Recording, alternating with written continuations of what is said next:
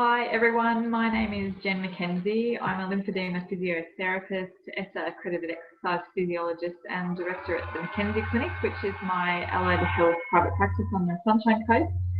I'd just like to say thank you to ImpediMed for having me involved in this amazing webinar series. Today I'll be speaking on the importance of a pre-treatment baseline L-Dex. So if you're living in Australia and you get diagnosed with breast cancer, your 5-year survival rate is over 90%, and your 10-year survival rate is now around 83%. And if you're living in America, those statistics are fairly similar, if not a little bit better. So as allied health professionals and medical professionals, we really have to include our focus to optimising the patient's quality of life. And that's not just after treatment, it's also during treatment, because I think many of us would have seen those patients where they haven't had access to allied health during and after breast cancer treatment. And we also would appreciate how much of a positive impact we can have on this patient group. So hence the title of this slide is for not just survival, but to thrive after a diagnosis of breast cancer. So I think one of the most important things we can give our patients is the opportunity to reduce their risk of chronic conditions from side effects of cancer treatment. And of course, this definitely includes lymphedema. So, you know, through research, we're well aware that lymphedema is a very feared side effect of breast cancer treatment. And certainly one of my frustrations as a health professional that treats lymphedema all the time is that we just don't tend to see enough patients coming through for a pre-treatment baseline. So my assumption is that the medical professionals that are looking after patients going through breast cancer are either not aware that this test exists and how powerful it is in terms of its ability to prevent lymphedema, or that the medical professional might be making the assumption that the patient is not in a mental state to be able to go and do one more test, because as we know, breast cancer patients get flooded with testing when they first get diagnosed. But I do feel that this is a culture we need to change as a group, because we know the power of prevention of lymphedema and how much it can impact a patient's life negatively if they've got it chronically. And I always say to my patients, what's the point in beating breast cancer if your quality of life after breast cancer is not as good as before? I'm just going to hand you over briefly to the oncoplastic breast surgeon, Dr. Lisa Crichton. She's just going to talk briefly about why she refers patients for pre-treatment baseline L-Dex scores.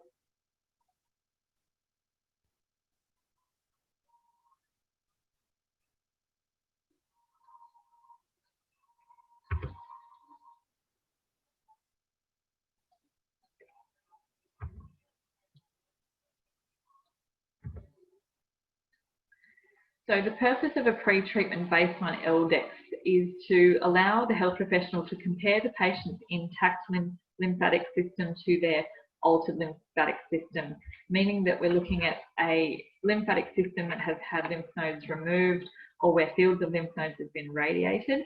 And the benefit of this, meaning it allows us to detect lymphedema at its earliest stages, which usually means that we are able to reverse it if we've caught it at an early point. But as we would know, unfortunately, not all cases of lymphedema can be reversed. We do get those types of lymphedema that is quite aggressive from the get-go.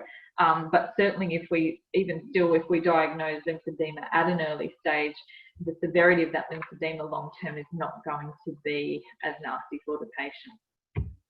So here's an example of a pre-treatment baseline L-Dex.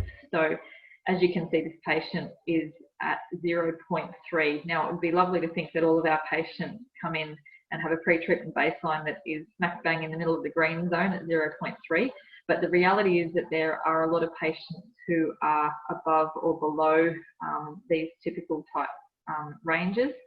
So the problem can be with this type of pre-treatment baseline. Now, interestingly, this is a post-treatment L-Dex. So, but as you can see, this particular patient is sitting at -5.4. Now, that fine. This particular patient didn't have any clinical signs or symptoms of lymphedema, but if they did present with lymphedema, potentially this person would still be within the green zone, even if they had signs and symptoms of lymphedema. So that's where it can be particularly important to appreciate that we are using the SOZO as an adjunct to clinical presentation. So the scores have to be matched up per se with clinical signs and symptoms. The SOZO is only one tool in the toolbox, but it is an incredibly powerful tool. And the reason I say that is because this device is particularly sensitive. So it's not a reason to throw away your measuring tape. It's not a reason to not look at the patient's arm, to not feel the patient's arm, to get a really thorough history from them. But it is very important that we are collecting these data points and combining that with our clinical presentation. So the earlier the diagnosis of lymphedema, the sooner the health professional can commence intervention. And in most cases, the sooner the patient's lymphedema is resolved. This, as we know, doesn't happen every single time. Like we said, there are cases where patients are getting more aggressive types of lymphedema earlier. You know, the tissue can be a lot thicker in some patients than others, and it can be harder to move. But hopefully, if we're catching it as early as possible, more of the cases are going to be resolved. So the next three graphs I'm going to show you are examples of where in our clinic we've reversed early onset lymphedema. Now, interestingly, none of these patients have actually had a pre-treatment baseline, and most of these, the majority of these graphs are straightforward cases. So this particular lady in the first graph here presented after breast cancer treatment. Her initial L-Dex was -1.7, and she spiked up into lymphodematous ranges at 8.1, at which point we intervened. As you can see, she dropped back down relatively quickly to normal ranges. She had a little spike. She had a bad week and she raised up to 6.6. She forgot to wear her sleeve that week. She didn't get her self-lymphatic drainage done. And this is another really brilliant aspect of the SOZO. It really is its own motivator for patients. So patients can see the numbers and appreciate if their lack of hard work or hard work is doing the job. So I find I don't really have to crack the whip with patients so much. The device sort of speaks for itself. And on a positive note, this patient has since remained in normal ranges and is bleed-free, which is fantastic. The second graph is another lady who, following breast cancer, presented with clinical signs and symptoms of lymphedema. As you can see, her initial L-Dex score was 6.3. So this was post-treatment, and we intervened at that point. We put her in a compression sleeve. We got her started with self-lymphatic drainage, and she quickly dropped back down to normal ranges. So this was, again, a straightforward case. The L-Dex matched essentially the patient's signs and symptoms. So the next graph shows us, again, another lady following breast cancer, presenting with clinical signs and symptoms of lymphedema with an initial L-Dex of 11.4. And as the graph reflects, this lovely lady is a little bit absent-minded, and you can see her L-Dex has sort of risen and fallen a few times. But just to reiterate, the device speaks for itself. So I haven't had to, you know, push her to wear her sleeve. She comes in and sees the numbers and can tell me whether she's been wearing her sleeve or not, and it's very reflective in the L-Dex score. So without a pre-treatment baseline, there's definitely an added degree of difficulty in diagnosing potential lymphedema, and that is simply because we are unable to compare the patient's intact lymphatic system to their altered lymphatic system. So the next graph is a really good example of where the patient's signs and symptoms did not match the L-Dex. So this lady was a really interesting case where she presented after a lumpectomy. I was seeing her in the early weeks of radiation. Now, she had only had a lumpectomy and she had only had a sentinel node biopsy, so she'd only had one lymph node taken. She did not have any clinical signs or symptoms of lymphedema, and her circumferential measures were exactly the same between arms. And we took this L-Dex because this is what we normally do in our clinic. If anyone has had lymph nodes taken or lymph fields radiated, we would naturally take a baseline, even if it's a post-treatment baseline, a baseline L-Dex to see where they are sitting at. And as you can imagine, she and I were quite surprised when we got a L-Dex score of 10.1 as a first L-Dex score. So I chose not to intervene with this particular patient because I think breast cancer patients go through enough without us jumping in and doing, compression sleeves and self-lymphatic drainage if it's not necessarily warranted. So we chose to monitor her for a couple of weeks. And as you can see, she sort of stabilized around that 10 to 9.4. And at that point, I thought, well, we better see if the sleeve actually does make an influence, which it did. She did drop down significantly to 4.8. But then a strange thing happened and she rose back up to 8.1, stayed around 8.3. At that point, she still had no clinical signs and symptoms. So we did something a little bit more drastic and we took the sleeve off and we stopped all drainage techniques.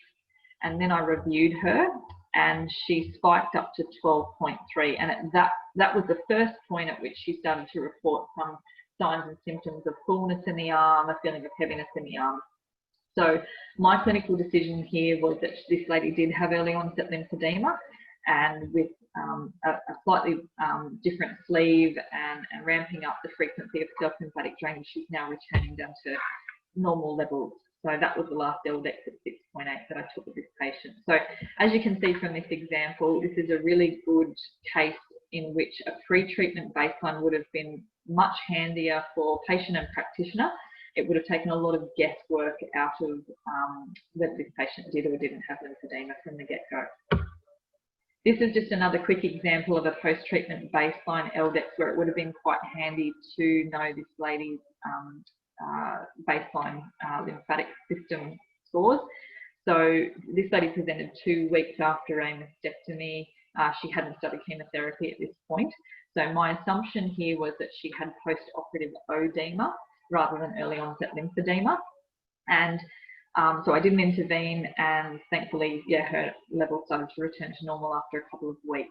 So that's just an example of where, again, a pre-treatment baseline would have made things a little bit easier on both of us.